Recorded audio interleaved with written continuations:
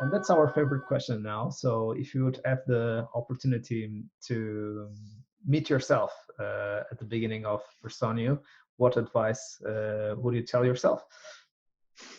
Well, I think that there's of course a ton of things which I would be able to do different and better, and if we were get to start again. However, I think the biggest advices were things I learned now the importance of, but we were lucky enough to randomly get them right.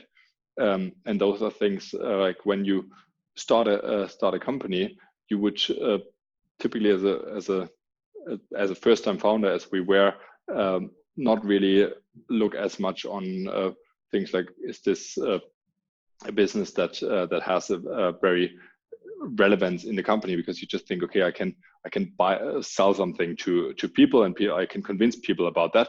But it's really only now that I understand this importance of, for us, being the system of record for our customers, and therefore them being really loyal to our product and being really deeply integrated in a lot of processes. Where if you're just if you picked even in the same in HR, in SaaS, different vertical, that's much more sort of nice to have and less core of what they use, then you have much more troubles both convincing them to buy but also sticking with your product.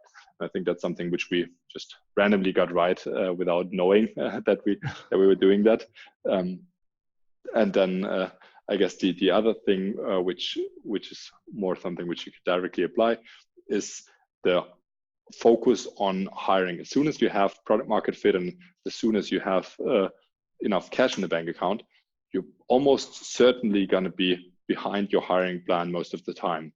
And it took us 1.5 years or almost 2 years, where every quarter in the board meeting, we're like, luckily we're still hitting our business plan numbers and slightly overachieving even, but we could be much better even if we had more people in product, if we had more people, and then we of course added another recruiter, and then by the time this person was ramped up, we were again behind.